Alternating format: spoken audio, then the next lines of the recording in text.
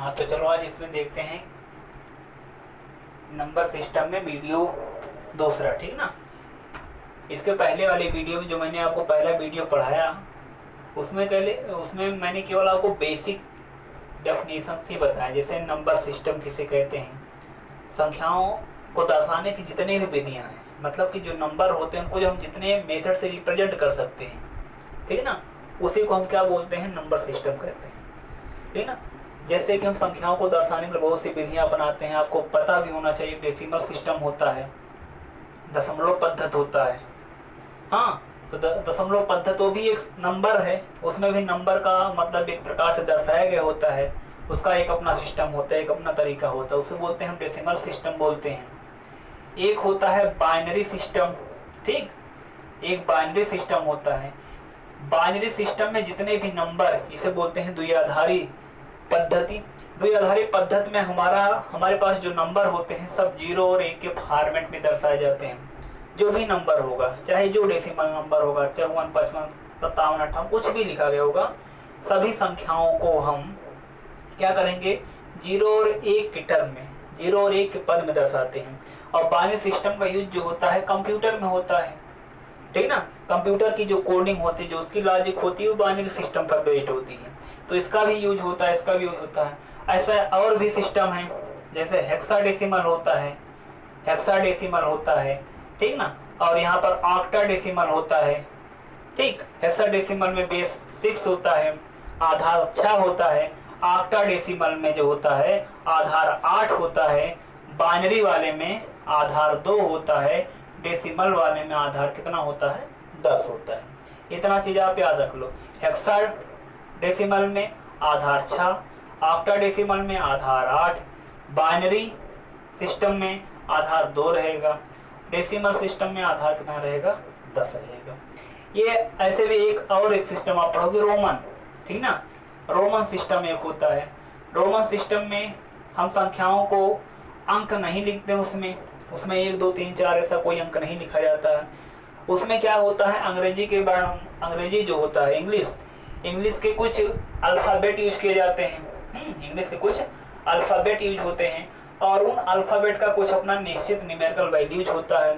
जैसे वहां पर ऐसे लिख दिया, आई लिख देंगे, आई ये होता है, ऐसा नहीं ऐसे बना दो तो एक नहीं होता, आई बनाते हैं, इसका मतलब 1 होता है। हाँ, वी बनाएंगे, इसका मतलब 5 होगा, ठीक। ऐसे इसका कुछ मतलब यक्स बनाएंगे, इसका मतलब 10 होगा, ये होता है। और उसके बाद और चीजें नहीं है। इसके बाद यल बनाते हैं, यल बनाएंगे तो इसका मतलब, यल अगर बनाएंगे इसका मतलब जो होता है 50 लिखा जाता है, ऐसे इसका मतलब होता है। रोमन में 50 लिखने का मतलब यल लिख दिया जाता है, ऐसे लिख दिया जाता है। तो ये भी एक सिस्टम होगा, इसको मैं इसके बाद वाली वीडियो में पूरा डिस्कशन करूंगा, केवल रोमन सिस्टम पर बात करूंगा। अभी मैं इसके पहले वाली वीडियो जो मैंने आपको बताया, केवल नंबर सिस्टम के बारे में बताया था। उनमें से जितने भी संख्याएं होती हैं, ठीक ना, जैसे कि वास्तविक संख्या क्या होती है, ठीक, काल्पनिक संख्याएं क्या होती हैं, उसका डिस्कशन किया। वास्तविक संख्या में 2 पार्ट होते हैं, एक परमेय संख्या होता है, एक अपरमेय संख्या होता है। तो पूरा परमेय संख्या और अपरमेय संख्या के बारे में डिस्कशन किया गया। परमेय संख्या के अंदर क्या क्या चीजें आती हैं, पूर्ण संख्या, प्राकृत संख्या, सम संख्या, विषम संख्या, भाज्य संख्या जिसे यौगिक संख्या भी कहते हैं, अभाज्य संख्या जिसे ऋण संख्या भी कहते हैं, ठीक है ना। उसके बाद सअभाज्य संख्याएं जो होते हैं, अपेक्षित आभाज्य संख्याएं जो होते हैं, द्विक आभाज्य संख्याएं जो होती हैं, सबका डिस्कशन पूरा डिटेल में किया गया है। और जितना पहले वाले वीडियो जो मैंने आपको बताया, अगर आप लोग उसको अभी तक नहीं देखे हो, पहला काम आप उसको देखिए, तब ये वीडियो अगर आप देखते हो तो ज्यादा बेहतर समझ में आएगा, ठीक है ना। और जितना पहले वीडियो मैंने आपको बता दिया है, उससे आपके टेट और सीटेट के कम से कम 3 प्रॉब्लम जो होते हैं उसी वीडियो नंबर 1 से पूछे गए हैं अभी तक के एग्जाम में, ठीक है ना। बेसिक के लिए बहुत जरूरी है, तो आप लोग पहले उसको देखिए, उसके बाद आप वीडियो नंबर दूसरा जो आज मैं बता रहा हूँ इसको आप देखिएगा, ठीक है ना। चलो आज मैं इसमें डिस्कशन करता हूँ जो अपरमेय संख्या है और परमेय संख्या से संबंधित कुछ और भी पॉइंट्स हैं, इनका मैं डिस्कशन करता हूँ। जैसे बात ये है कि अगर हमारे पास एक परमेय संख्या हो, जिसका डिस्कशन मैंने किया है, जिसे हम 2 पूर्णांक के अनुपात में लिख सकते हैं। हाँ, एक परमेय संख्या हो और एक अपरमेय संख्या हो, एक अपरिमेय संख्या हो, एक परमेय संख्या हो, एक अपरमेय संख्या हो, एक परमेय एक दोनों के बीच में प्लस माइनस लगा हुआ हो, ठीक ना। यहाँ पर चाहे दोनों जोड़े गए हों चाहे घटाए गए हों, ठीक ना। ऐसा करने से जो हमारा रिजल्ट आएगा वो हमेशा अपरमेय संख्या आएगा, अपरमेय संख्या आएगा। मतलब एक परमेय हो दूसरा अपरमेय हो, जब दोनों जोड़ेंगे घटाएंगे दूसरे से तो जो नई संख्या बनेगी वो कैसी होगी, अपरमेय संख्या होगी। जैसे हम परमेय में 3 लिख दें, अपरमेय में √3 लिख दें, तो 3 + √3 क्या है, अपरमेय, क्योंकि एक परमेय है एक अपरमेय है। √2 अपरमेय, √3 अपरमेय, √4 अपरमेय नहीं परमेय, क्योंकि √4 का वर्गमूल निकल जाता है 2 आता है।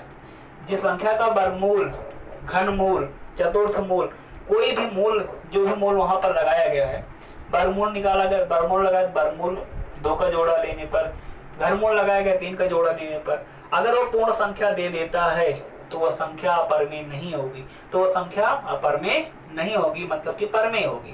पर जो भी रूट वहां पर लगाया, रूट वो लगाया होगा, मूल लगाया होगा, अगर वो करने के बाद उसका मान पूर्ण नहीं आता है तो संख्या अपरमेय होती है।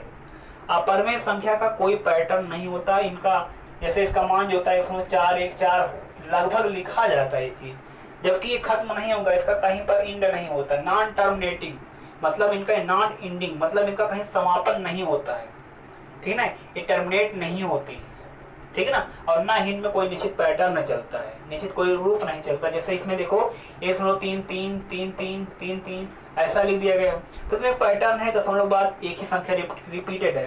पर इसमें ऐसा नहीं होता कि यहाँ देखो 4 1 4 फिर आगे नंबर कुछ और होगा, 6 होगा, 5 होगा, 1 होगा, 0 3 होगा, ऐसे कुछ होगा, कोई नंबर का कोई पैटर्न नहीं होता उसमें। यहाँ पैटर्न है 3 3 का, तो उसे 3 पर बार लगा देते हैं, परमेय संख्या का एग्जाम्पल होगा। ये सब चीजें मैं कन्वर्ट करना आपको बताऊंगा आगे।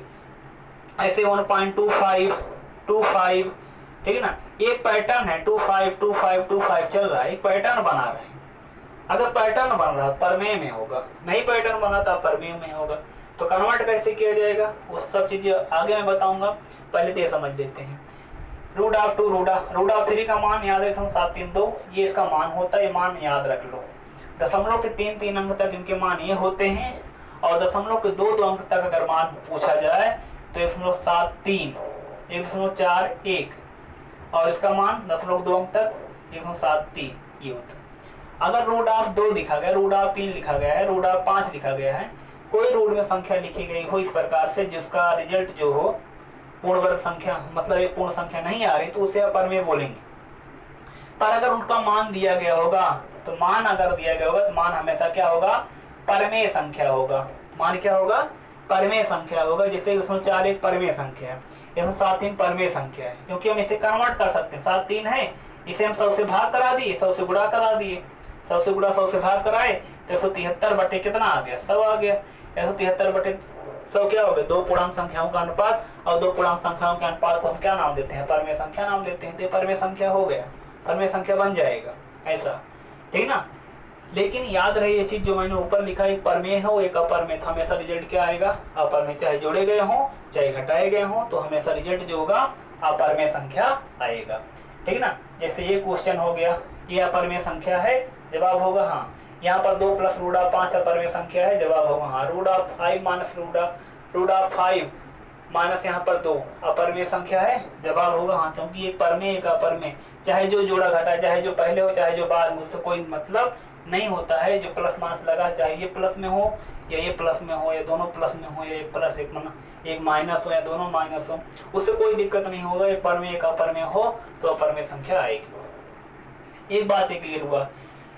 दूसरी बात ये भी समझ जाओ, दूसरा पॉइंट ये है, एक परमेय हो एक अपरमेय हो और दूसरा भी अपरमेय हो, दूसरा भी क्या हो, अपरमेय, दोनों संख्याएं अपरमेय हो, तो जो संख्या उनसे मिलेगी वो भी क्या होगी, अपरिमेय होगी, दोनों अपरमेय होगी, ठीक ना। ये भी अपरमेय थी, तो उनके योग से जो बनेगा वो भी क्या होगा, अपरिमेय होगा, ठीक ना। ये चीज होगा। जैसे यहाँ पर देखो मैंने √3 लिखा, ये √2 दोनों अपरमेय है, तो जो संख्या बनेगी ये पूरी संख्या जो है, क्योंकि 2 संख्या जोड़ेंगे एक नई संख्या बनेगी। जैसे 2 और 3 को हम जोड़ लिए, 5 हो गया, तो इनको सीधा नहीं जोड़ा है क्योंकि इनका निश्चित मान ही नहीं क्लियर है, √3 का निश्चित मान क्लियर नहीं है, इसलिए इनको रिजल्टेंट कुछ नहीं कहा जा सकता, क्या होगा, ठीक ना। मतलब कुछ पॉइंट क्लियर होंगे, कुछ पॉइंट क्लियर नहीं होगा, इसलिए इनके अप्रॉक्सीमेट वैल्यू निकाले जाते हैं, तो सन्निकट मान। तो ये चीज जो पूरी संख्या बन रही है दोनों की योग से, वो क्या होगा, यहाँ चाहे योग हो चाहे अंतर हो, वो क्या होगा, अपर में √3 √2 प्लस √2 अपर में, ऐसे चाहे माइनस होता तब भी, ऐसे ये लिख दिया जाए √3 माइनस √2 अपर में संख्या, √5 माइनस √3 अपर में संख्या, √7 प्लस √5 अपर में, ये सभी अपर में संख्याएं हैं। तो बस इसमें ये चीज समझना है, अपर में प्लस अपर में, अपर में पर में अपर में तब भी यही चीज होता है। तो ये चीज हो गए दो चीज, इसको आपको समझना चाहिए। इस सब पर टेट में, सुपर टेट में क्वेश्चन पूछे जाते हैं। अब एक पार्ट इसमें हम ये भी समझ लेते हैं, एक परमेय हो और दूसरा भी परमेय हो। अगर दोनों संख्याएं परमेय हो, पहला भी दूसरा भी, जैसे ये 3 हो गया एक परमेय संख्या है, 4 भी एक परमेय संख्या है, जुड़ेगा तब भी एक परमेय संख्या आएगा। या 3/4 एक परमेय संख्या है, 2/5 एक परमेय संख्या है, जब जुड़ेगा तो यहाँ पर कितना हो जाएगा, 5 3 15, 5 3 15 और 4 2 8, 15 प्लस 8 और यहाँ पर 5 चौक 20 होता है, तो यहाँ 15 8 23/20, ये भी क्या होगा, परमेय संख्या होगा। तो दो परमेय संख्याएं जो जुड़ते हैं या घटते हैं, ठीक है ना, जोड़े जाते हैं, घटाए जाते हैं, यहाँ तक गुणा भाग कुछ भी हो, जोड़े जा रहे हो, गुणा किए जा रहे हो, घटाए जा रहे हो, चारों में से कोई प्रोसेस किए जा रहे हो, तो समझ लो जो संख्या प्राप्त होगी वो परमेय संख्या प्राप्त होगी, ठीक ना। ऐसे आप परमेय संख्या में थोड़ा देख लेते हैं, गुणा भाग में क्या आता है, कैसे होता है।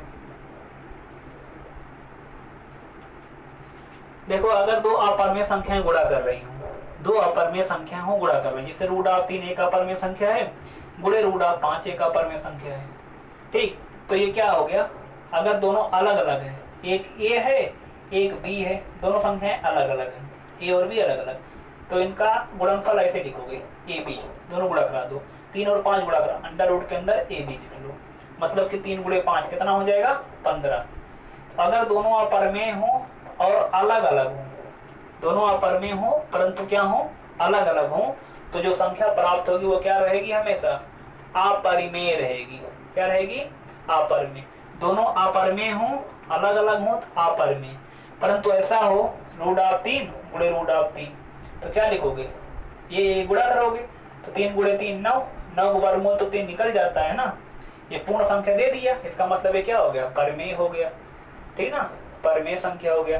तो जब दोनों अपरमेय हैं पर सेम हो, दोनों बराबर हो, अगर दोनों संख्याएं समान होंगी, गुणा कराने पर क्या आएगा, परिमेय आएगा।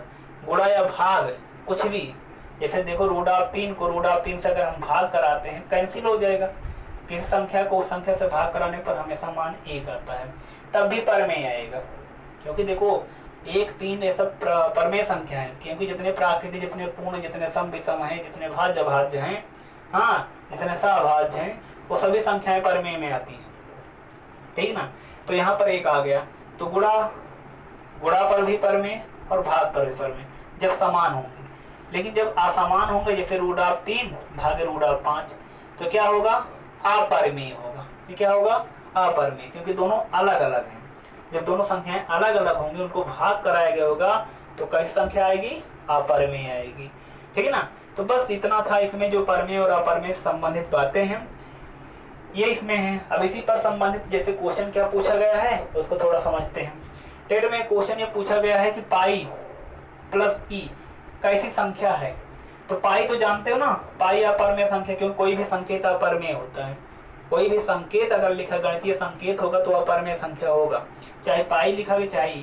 पाई का जो सन्निकट मान होता है 3.14 होता है, और इसी का फ्रैक्शनल वैल्यू जो होता है 22/7 होता है। ये मान दिया जाए, ये मान दिया जाए तो परमेय होगा, पर ये संकेत लिखा गया होगा तो अपरमेय होगा। जैसे पाई लिखा गया तो अपरमेय, ये लिखा गया परमेय, ये लिखा गया परमेय।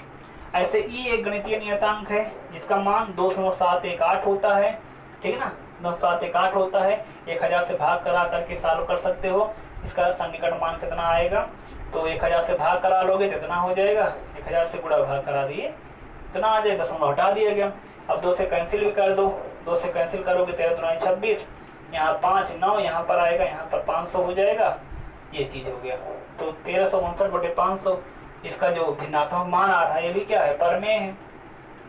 लेकिन ई क्या है, अपर में, पाई क्या है, अपर में।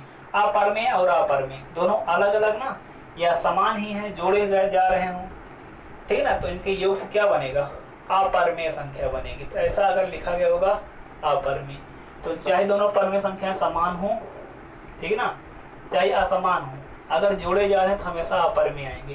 पर देखो ऐसा हो पाई माइनस पाई, पाई अपरमेय अपरमेय समान होंगे तो जीरो, जीरो कैसा संख्या है, परमेय, ठीक है ना। ई माइनस ई ये क्या आएगा, जीरो, कैसा हो जाएगा, परमेय। समान परमेय संख्या घटाया गया होगा तो परमेय संख्या आएगा, समान परमेय संख्या को जोड़ा जाएगा तो अपरमेय संख्या आएगा, ठीक है ना। ये बात आप लोग याद रख लो। और अलग अलग अपरमेय संख्याओं को अगर जोड़ते हो तो अपरमेय आएगा ही, ठीक। इतना, इससे ज्यादा आप लोग से अपरमेय और परमेय संबंधित और कुछ नहीं पूछेंगे, आप लोग इतना पॉइंट इसमें तैयार रखिए, ठीक। चलो देख लेते हैं इसमें कुछ और क्वेश्चंस जो हैं। जैसे ये पूछ लिया जाए अगर आपसे, एक क्वेश्चन ये है कि अगर एक संख्या 3 है, एक संख्या 4 है, 3 और 4 के बीच में कितनी वास्तविक संख्याएं हैं, ठीक है ना। 3 और 4 के बीच में कितनी वास्तविक संख्याएं हैं, या फिर ऐसा कहा दे 3 और 4 के बीच में कितनी परमेय संख्या है और कितनी अपरमेय संख्या है, अपरमेय संख्या है। तो याद रख लो 3 और 4 वास्तविक संख्याएं हैं। किन्हीं भी दो संख्याओं के बीच में चाहे जो भी संख्या पूछ रहा हो वो अनंत होती है। तो 3 और 4 के बीच में अनंत परमेय संख्या भी आएगा और अनंत क्या आएगा, अपरमेय। ये अनंत का सिंबल मैंने बना दिया। तो 3 और 4 के बीच में अनंत परमेय संख्या भी होगा, अनंत अपरमेय संख्या भी होगा। या ऐसा भी कह सकते 3 और 4 के बीच में अनंत वास्तविक संख्याएं होंगी, ठीक है ना। आप बोल रहे हो 3 4 के बीच में 3.1 वास्तविक है, कोई बोल रहा 3.01, ये भी तो सही है। कोई बोल रहा 3.001, ये भी सही है। कोई बोल रहा 3.001, सब बातें सही हैं। ऐसे आप लिखते जाओ, काउंटिंग बहुत होंगी संख्या इनके बीच में, ठीक है ना। तो इस प्रकार से आप कह सकते हो किन्हीं दो संख्याओं के बीच में अनंत संख्याएं जो होती हैं हमेशा अस्तित्व में होती हैं, ठीक ना। अनंत परमेय या अनंत अपरमेय संख्याएं जो होती हैं अस्तित्व में रहती हैं किन्हीं भी दो वास्तविक संख्याओं के बीच में। एक बात ये आपको समझ लेना था, एक पॉइंट ये समझ लीजिए कि जैसे अगर एक संख्या 3 है, एक संख्या 3 है और एक संख्या मान लीजिए 5 लिखा गया है, एक 3 है एक 5 है, इनके बीच में हमें निकालना क्या है, इनके बीच में हमें निकालना है 4, इनके बीच में हमें क्या निकालना है, 4 परमेय संख्या ज्ञात करना है, 4 परमेय संख्या ज्ञात करना है और 4 क्या निकालना है, अपरमेय संख्या। 4 परमेय संख्या और 4 क्या निकालना है, अपरमेय संख्या। तो जब इनके बीच में 4 परमेय 4 अपरमेय निकालना होगा तो देखो तरीका कैसे हम निकालेंगे, आपको क्या मैं बता रहा हूँ।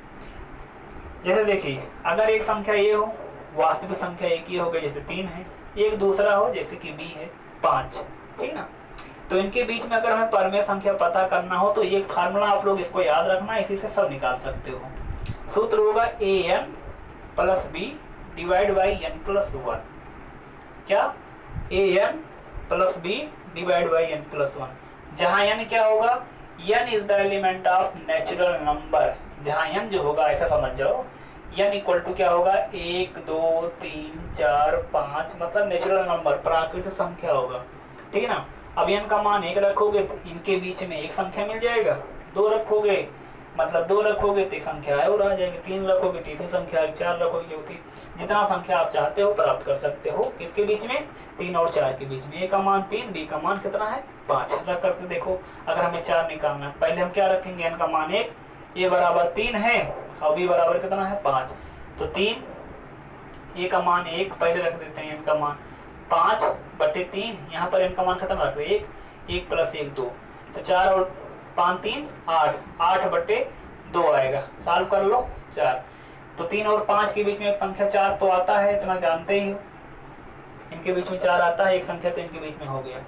ऐसे हम दूसरी संख्या निकाल सकते हैं, इनका मान क्या रख करके 2 रख करके, तो यहाँ पर 3 गुणे 2 प्लस कितना हो गया 5/2 प्लस 1, इनका मान 2 रख रहे, 2 1 3, 2 3 6 6 5 11, 11/3। इनके बीच में एक और संख्या आता है 11/3 भी। 11/3 का मतलब एक थोड़ा क्या है, 11/3 जो आया है 4 थोड़ा छोटा है ना, 4 से छोटा, क्योंकि 3 चौक 12, 4 होगा 4 बार जाने पर 4 बार जाएगा तब तो मतलब 12 हो जाएगा, लेकिन 11 है तो 3 से थोड़ा ज़्यादा होगा, 4 से कम होगा, ये होगा आ गया। ऐसे 3 रख लो, 3 रखोगे तो यहाँ पर 3 गुणे 3 होगा, 3 गुणे 3 9, यहाँ पर b का मान 5 है और यहाँ पर कितना होगा 3 1 4, 9 5 14, 14/4 होगा, सॉल्व कर लो 3.5 आएगा। इतना हल ही कर सकते हो। इस प्रकार से इनके बीच में आपको 2 3 4 5 जितने भी संख्या निकालने होंगे सब निकाल सकते हो। तो परमेय संख्या निकालने का सूत्र ये होगा। और देखो अपरमेय संख्या निकालने का क्या सूत्र होगा, दो वास्तविक संख्याओं के बीच में अपरमेय संख्या हम कैसे ज्ञात करते हैं। तो अगर अपरमेय संख्या निकालना होगा तो देखो क्या करोगे, अपरमेय संख्या के लिए आप क्या करना, इन दोनों का एक बार वर्गमूल निकाल लेना। 3 गुणे 5 मतलब 15 का क्या निकाल लिए वर्गमूल, एक क्या आ जाएगा, एक अपरमेय संख्या मिल जाएगी। एक बार घनमूल निकाल लो, ठीक है ना, ऐसे लिखा रहेगा, अब इसका निकालना नहीं पड़ेगा, बस एक वर्गमूल हो गया, वर्गमूल में 2 रहता है, लिखा नहीं जाता है, घनमूल में 3 लिखना पड़ेगा। चतुर्थ मूल निकाल लो और फिफ्थ मूल निकाल लो, 5 5 का जोड़ा बनेगा 15। ऐसे जितने भी संख्याएं कहें आप उसका वर्गमूल निकाल लो, घनमूल निकाल लो, दोनों गुणनफल का। 3 गुणे 5 15 का वर्गमूल, 15 का घनमूल, 15 का चतुर्थ मूल, 15 का पंचमूल। इस प्रकार से निकालेंगे। वर्गमूल में 2 2 का जोड़ा बनता है, मतलब जो 2 संख्याएं समान होती है उनके जोड़ा से एक बाहर आता है। घनमूल में 3 3 का 3 संख्याएं जो समान होती हैं, कोई भी 3 संख्या जो समान होगा उनका एक जोड़ा बना करके एक अंक बाहर कर लेंगे, ठीक ना। ऐसे चतुर्थ मूल में 4 4 का जोड़ा बनाकर एक अंक बाहर करते हैं, पंचमूल में 5 5 का जोड़ा बनाकर बाहर करते हैं। और ये सभी संख्याएं जो देख रहे हैं, क्योंकि 15 जान रहे हो अपरमेय संख्या है, इसका मतलब पूरी संख्याएं जो बन रही हैं, चाहे वर्गमूल में, चाहे घनमूल में, चाहे चतुर्थ मूल में, सब क्या होंगी, अपरमेय संख्या होंगी, ठीक ना। ये तो हो गया आपके परमेय और अपरमेय संबंधित बातें जो अभी तक के एग्जाम में पूछे गए हैं। इससे ज्यादा आपसे इसमें कुछ पूछेगा नहीं। कुछ बातें इसमें और हैं, वो भी हम समझ लेते हैं। जैसे हमें ये पता है कि जो प्राकृत संख्या होता है 1 से स्टार्ट होता है, 1 2 3 4 5 6 7 8 इस प्रकार संख्याएं 1 से स्टार्ट है। प्राकृतिक संख्या आप इनको बोलते हो। प्रारंभ पहला प्राकृत संख्या 1 होता है और आखिरी का पता नहीं होता है। प्रारंभ आदि पता होता, अंत पता नहीं है। प्राकृत संख्या अंत क्या है, नहीं 9 इकाई का प्राकृत संख्या है। 9 जो है अंतिम इकाई वाला प्राकृत संख्या है। दहाई में उसके बाद 10 11 12 13 14 बन जाएगा दहाई वाले प्राकृत संख्या, फिर सैकड़ा वाले, फिर हजार वाले, तो अंत नहीं होता इनका।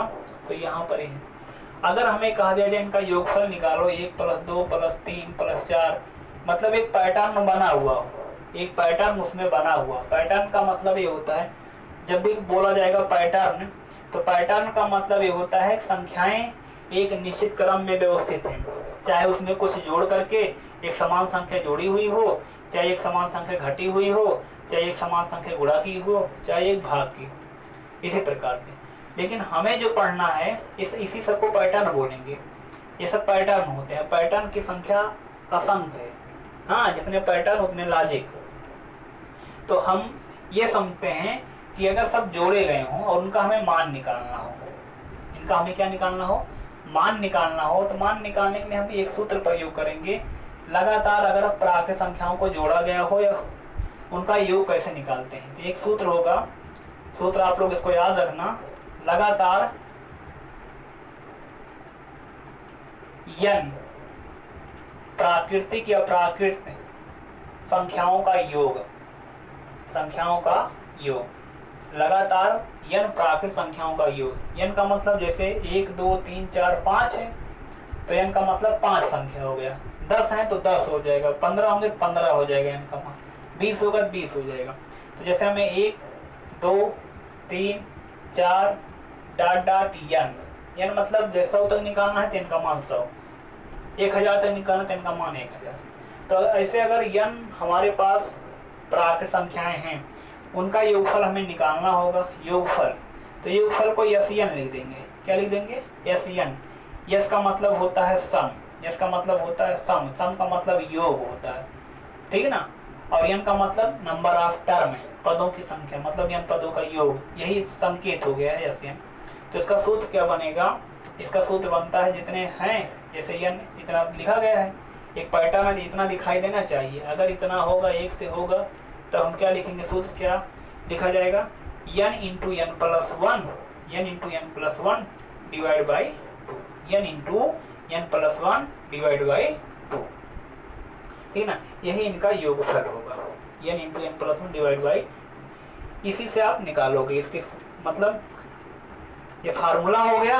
अब इस फार्मूले के बेसिस पर आप क्वेश्चन सॉल्व कर सकते हो। जैसे इस पर क्वेश्चन क्या पूछा गया है, 1 से लेकर के 10 तक के, 1 से लेकर 10 तक मतलब 1 plus 2 plus 3 plus 4 dot dot plus 10, इसका मतलब संख्या कहाँ तक गई होगी, 1 2 3 4 5 10 तक गई होगी, मतलब n का मान कितना हो जाएगा, 10 हो जाएगा। जब n का मान 10 हो गया तो मुझे 10 पद का योग निकालना था, ऐसे 10 लिख देंगे, n का मान 10 हो गया, तो यहाँ n का मान 10 रख लो, फार्मूले में जो सूत्र है उसमें 10 रख दो बस, क्योंकि 10 तक गया है। तो 10 तक जब रखोगे 10 गुणे 10 प्लस 1, 10 प्लस 1 11 बटे क्या कर दोगे 2, 2 एक 2 5 10 और 11 पचे 55। तो जो 1 से 10 तक प्राप्त संख्या है उनका योगफल कितना होता है, 55 होता है। इनका योगफल कितना आ जाएगा, 55 आ जाएगा। ये भी क्वेश्चन पूछा गया डेट में, ठीक है ना, 1 से लेकर 10 तक संख्याओं का योग कितना आएगा, 55 आ जाएगा। ऐसे और क्वेश्चन देखिए आप लोग, इसको अगर एक बार में ना क्लियर हो तो आप वीडियो बैक करके फिर से देख सकते हो, मैं और क्वेश्चन बता रहा हूँ। जैसे क्वेश्चन दूसरा है, क्वेश्चन दूसरा है 1 से लेकर 100 तक, 1 2 3 4 डॉट डॉट ऐसे 100 तक हो, तो देख रहे हो 1 से है कहाँ तक गया है, 100 तक गया है, तो इसका हमें क्या निकालना है, योगफल। तो हमारा n का मान कितना हो गया, n का मान हमें क्या मिल गया, 100 मिल गया।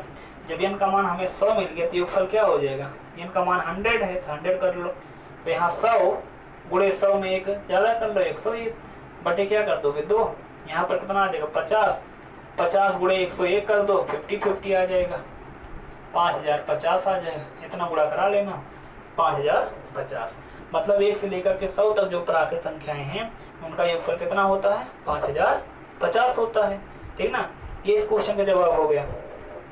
अब जैसे मुझे ये दे दिया जाए, अब मान लीजिए क्वेश्चन आपको सॉल्व इसी फार्मूले का यूज किया जाएगा, पर क्वेश्चन कुछ ऐसा लिख दिया जाए, देखो ध्यान समझना इस बात को। क्वेश्चन लिखा गया है यहाँ पर 4 5 6 7 8 9, ठीक ना, 9 लिखा गया है, ठीक, केवल इतना लिखा। और यहाँ 10, यहाँ ऐसे करते करते 15 तक लिखा है, प्लस 15 तक। सारा इनका योगफल बताओ, या मान लीजिए ज़्यादा कर दिया गया, 25 कर दिया गया, इनका योगफल हमसे पूछ रहा है।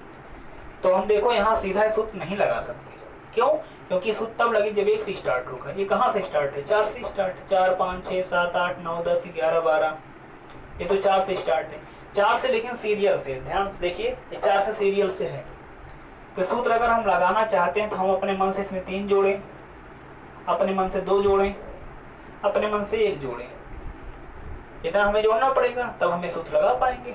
तब n का मान यहाँ से देखो, अब नहीं कि यहाँ से n का मान हम कर लें तो कम कर दें, उतना कम कर दें, गलत हो जाएगा, ठीक ना। आप ऐसा करोगे इसको, ठीक, इसमें 3 जोड़ दिए, 2 जोड़ दिए, 1 जोड़ दिए, अब सीरियल बन गया 1 से, जब सीरियल 1 से। लेकिन जो चीज़ अपने मन से आप जोड़ते हो उसका प्रभाव समाप्त भी किया जाता, ताकि उसका कोई रिजल्ट मतलब रिजल्ट को प्रभावित ना करे। तो 3 2 5 1 6, तो 6 आपने जोड़ा तो 6 आपने घटा दिया, जो 6 घटा है उसको कंबाइंड लिख दिया गया, ऐसा हो गया।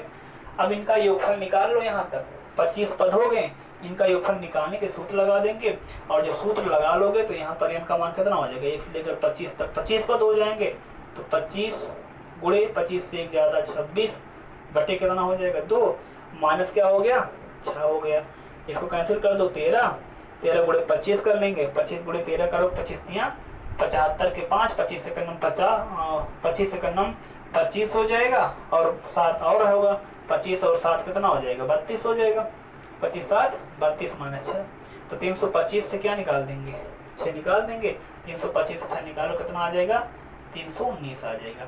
तो अगर हमें ये क्वेश्चन कहाँ दे दिया जाए, केवल कहाँ से 4 से लेकर कहाँ तक दे दिया जाए 25 तक दे दिया जाए, तो उसका योगफल कितना आएगा, उसका योगफल आएगा 319।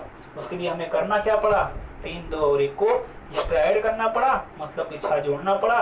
तो मैंने 6 लास्ट में घटा दिया और आंसर हमारा सॉल्व होकर के फार्मूला अब लग जाएगा। और लगाया फार्मूला तो आंसर आ गया 319। 1 से लेकर 25 तक 25 पर 25 गुणे 25 से ज़्यादा 26/2, 2 13 हो जाएगा, 13 दूना 26, 13 गुणे 25, 25 यहाँ 75 के 5, 25 से कम 25, 7 22, 25 और 7 32, यहाँ 6 निकाल देंगे 19 आ जाएगा। ठीक ना, ये हो गया इस क्वेश्चन का आंसर। ठीक, जो इस पर क्वेश्चन पूछे जाते हैं इस फार्मूले पर वो इस टाइप के होते हैं। ठीक ना, अभी मैं और क्वेश्चन डिस्कशन करूंगा, अभी मैं थ्योरी बता रहा हूँ, पर केवल प्रैक्टिस के लिए क्वेश्चन बताया। अभी जो टेट, सीटेट और सुपर टेट में जो क्वेश्चंस पूछे गए हैं उसका भी डिस्कशन करूंगा थ्योरी समाप्त करने के बाद। ठीक ना, केवल आप लगातार वीडियो देखते रहिए। ठीक ना, जितना हो सके इतना आप इसको और लोगों तक पहुंचाओ, ताकि जो जुड़े हुए इन एग्जाम से जुड़े हुए और जो लोग हैं उनका भी मदद हो सके। मेरा बस पर्पज वही है। और अगर आप लोग निश्चित पर डे वीडियो को प्राप्त करना चाहते हो तो उसके लिए आपको नोटिफिकेशन के लिए चैनल को सब्सक्राइब करना जरूरी होगा। ठीक, आप चैनल को सब्सक्राइब कर लीजिए, आपको लगातार वीडियो जानकारी मिलती रहेगी। जब भी अपलोड किया जाएगा तब आपको जानकारी प्राप्त हो जाएगी। अब देखिए एक और फार्मूला मैं बताता हूँ इसी पैटर्न पर। जैसे अगर इसका किया जाए, 1 है, 2 का वर्ग हो, 3 का वर्ग हो, 4 का वर्ग हो, 5 का वर्ग हो, ऐसे ऐसे n संख्याएं हैं, इनका वर्ग किया गया, उसके बाद जोड़ा जाए, तब उसका योगफल मैंने SN लिखा। SN लिख लो।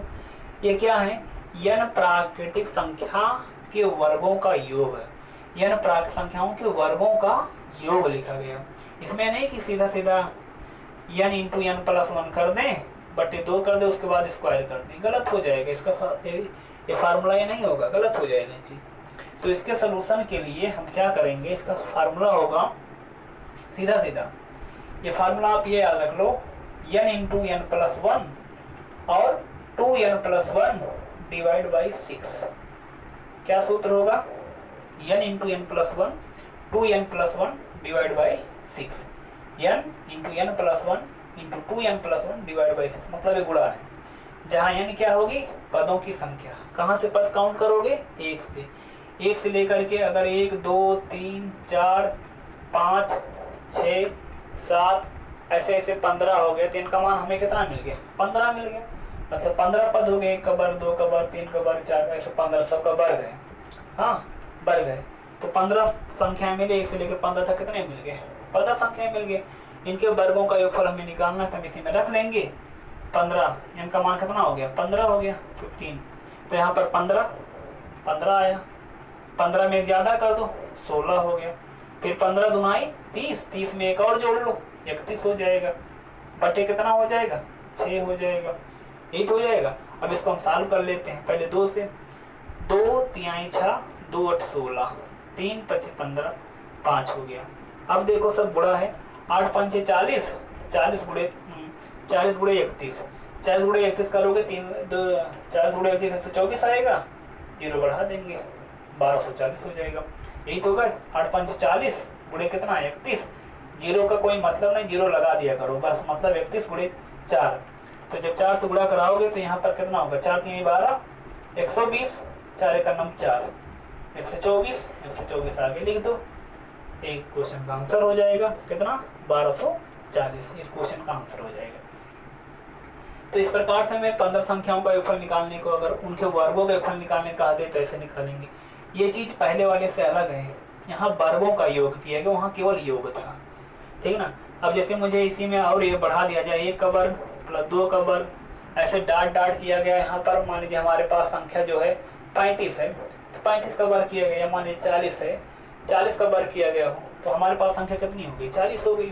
तो 40 संख्या को वर्ग कैसे करोगे, तो यहाँ पर यह 40 हो जाएगा। यहाँ पर फार्मूले में आपकी n का मान बदल चुका है, 1 2 3 4 डाट कहाँ तक, 40 तक। तो उसकी बार n का मान क्या रख लेंगे, 40। तो 40 में ज्यादा 41, फिर 40 दुनाई 80, 80 1 81 हो जाएगा, इतना हो जाएगा। नीचे कितना आएगा, 6 आएगा। याद करोगे, 40 रख रहे हो ना n का मान, 40 जब रखोगे तो 40 ये हो गया, 40 1 41। फिर यहाँ पर 40 दुनाई 80 और 1 81, बटे क्या हो जाएगा 6।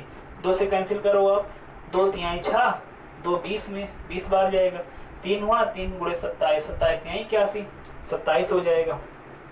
जब 27 हो गया अब इसका पूरा मल्टीप्लाई करा लो, 41 गुणे इतना गुणे इतना, पहले आप इसको मल्टीप्लाई कराओ, ये कितना है 81, क्या नाम है 41, दुनाई कितना हो जाएगा 82, 82 हो जाएगा, 82 गुणे 27 कर लो, या ऐसा समझ लो 27 दुनाई 54, 54 और गुणे कितना हो जाएगा 41, जीरो बढ़ा दिया जाएगा, तो यहाँ पर कितना हो जाएगा 4, यहाँ पर 5, 4 चौक 16, 16 5 21 के 1 हासिल आया, 2 5 चौक 20, 20 और 2 22, तो कितना आ जाएगा 22, 14 आ गया, एक जीरो बचा है, जीरो बढ़ा दीजिए, ठीक ना। आप गुणा करा लेना, कितना आ जाएगा 2, यहाँ पर आ गया 22,140, इस क्वेश्चन का आंसर हो जाएगा।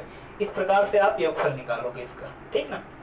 गुणा भाग की जो प्रोसेस है सब चीज़ें मैं बाद में आपको बताऊंगा, आगे एक एक करके बताया जाएगा, क्योंकि सब नॉर्मल चीज़ें हैं, उतना जान रहे हो। तो ये इस क्वेश्चन का आंसर हुआ। इसी प्रकार से इस पे जो और क्वेश्चन पूछते हैं, जैसे ये क्वेश्चन पूछा, अगर आपसे एक क्वेश्चन पूछ लिया जाए, 4 यहाँ पर लिखा गया 5 का वर्ग, 6 का वर्ग, 6 का वर्ग, 7 का वर्ग, 7 का वर्ग, ऐसे डाट डाट, यहाँ लिखा गया 10 का वर्ग, कह रहा है इसका मान बताइए क्या होगा। 10 का वर्ग पूछ रहा है आपसे, 10 तक का वर्ग पूछ रहा है। एक तरीका ये होगा, तो ज़्यादा बड़ा नहीं, सबका वर्ग करके जोड़ो, 5 का वर्ग कर लो, जोड़ो, 5 का वर्ग 25, 6 का वर्ग 36, 7 का वर्ग 49, 8 का वर्ग 64, 9 का वर्ग 81, 10 का वर्ग 100, ऐसा करके जोड़ो। एक तरीका ये, लेकिन कोई छोटे संख्या नहीं दी जाएंगी, उसमें और ज़्यादा दिए जाएंगे, थोड़े मतलब छोड़ने वाला कम रहेगा। तो अगर इसको निकालना तो एक तरीका तो ये होगा, एक तरीका ये होगा कि हम जितना छूट रहा है उतना हम ऐड कर लें, 1 का वर्ग, 2 का वर्ग और 3 का वर्ग और 4 का वर्ग, इतना अपने मन से जोड़ देते हैं। तो जितना आप जोड़ रहे हो कुल मिलाकर कितना जोड़ रहे हो 16, 4 का वर्ग कितना 16, 4 गुणे 4 16 होगा ना। 4 का वर्ग का मतलब क्या 4 गुणे 4 16, और 3 का वर्ग का मतलब 9, 2 का वर्ग मतलब 4, 1 का वर्ग मतलब 1, तो यहाँ 16 9 25, 25 4 29 1 30, आपने जोड़ा क्या 30, टोटल 30 जोड़ा। 30 जोड़े हो तो 30 क्या कर दीजिए घटा दीजिए, ताकि इसका कोई प्रभाव ना पड़े। तो इसलिए मैंने यहाँ पर 30 क्या कर दिया घटा दिया। अब देखो ये 1 से लेकर के 10 तक का एक पैटर्न बन गया। जब 10 तक का एक पैटर्न बन गया हम फार्मूला लगा सकते हैं।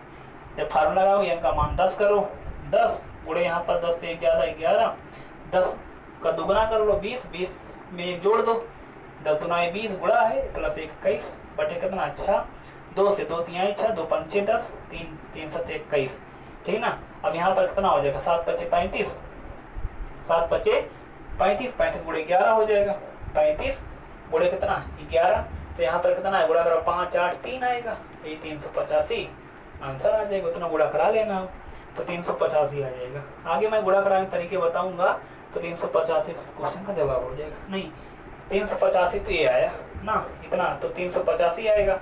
मान से यहाँ पर क्या है 30 है, इसको निकाल देना, तो 350 30 निकाल दो कितना आ जाएगा 355 आ जाएगा, ये और इस क्वेश्चन का आंसर हो जाएगा। इस प्रकार से आप इस फार्मूले का यूज करके क्वेश्चन सॉल्व करोगे, ठीक है। चलो देखते हैं एक फार्मूला और इसमें, इसके बाद ठीक है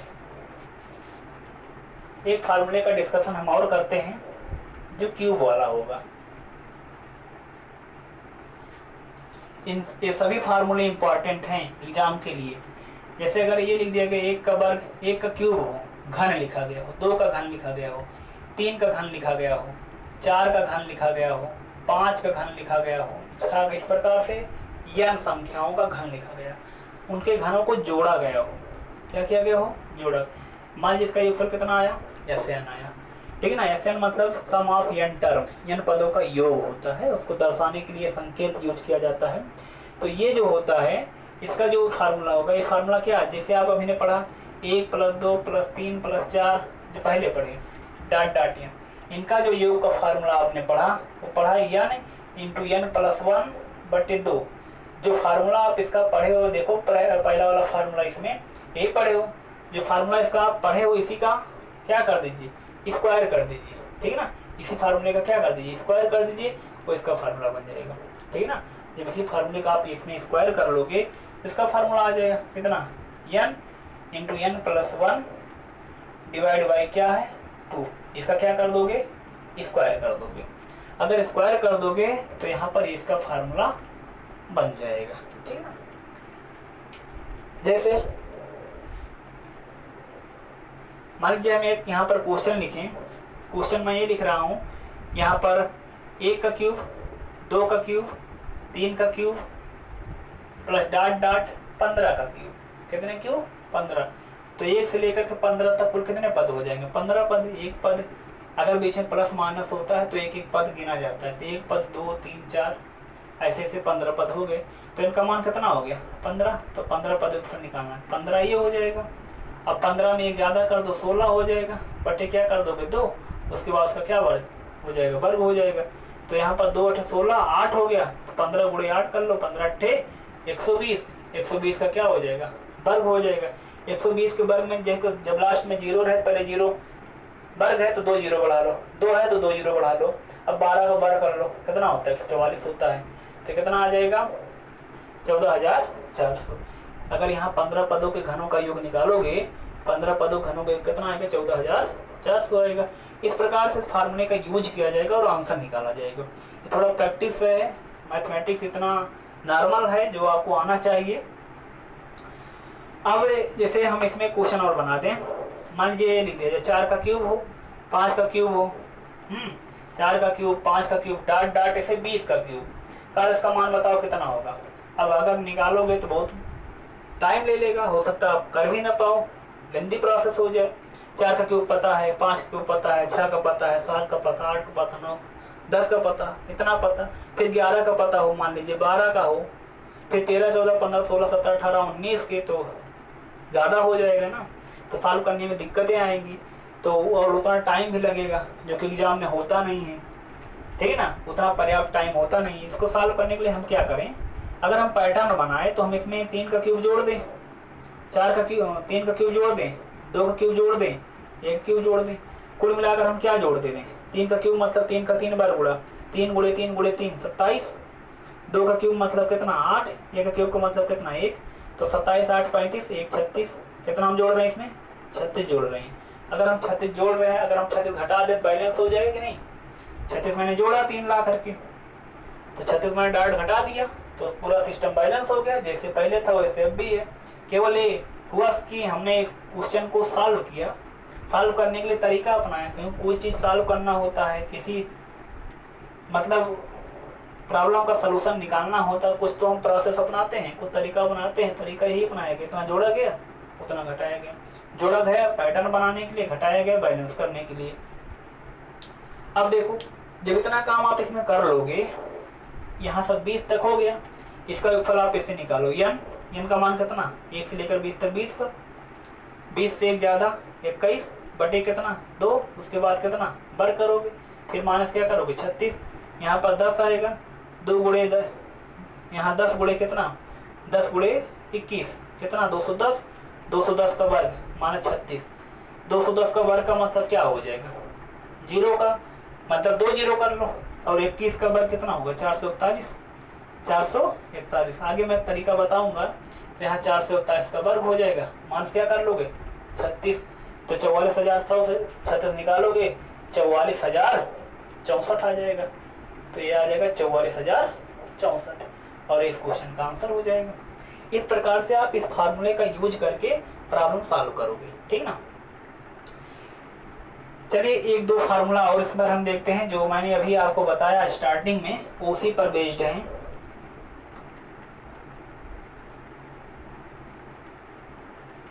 इतना आप लोग तैयार अगर रखते हो तो निश्चित रूप से आपको इन सभी एग्जाम में सहायता मिलेगी, चाहे वो जो भी एग्जाम हो, रेलवे हो या एसएससी हो, उसके भी लोअर क्वेश्चन जो लो लेवल के क्वेश्चन होते हैं उसमें आपको मदद मिलेगी। इसमें तो उससे टफ पूछेगा नहीं, ये सभी एग्जाम में, इन सभी एग्जाम में ऐसे ही क्वेश्चन पूछते हैं। आगे मैं लेवल बढ़ाऊंगा, लेकिन मैं पूरा बेसिक से लेकर चल रहा हूँ, मुझे इनका भी ध्यान रखना, इनका भी, इसलिए मैं एक एक स्टेप से लेकर चल रहा हूँ। अब एक क्वेश्चन आप ये देख लीजिए, जैसे 1 का वर्ग, 2 का वर्ग, 3 का वर्ग, 4 का, ऐसे नहीं 1 2 3 4 ऐसे लिखे गए हों संख्याएं, 100 तक हों या जो भी हों, जितनी भी संख्याएं हों, ठीक ना, ऐसी संख्याएं लिखे गए हों। तो 1 से लेकर के 100 तक में 50 सम आता है और 50 संख्या क्या आता है, विषम। 50 विषम और 50 क्या आएगा, सम। ठीक ना।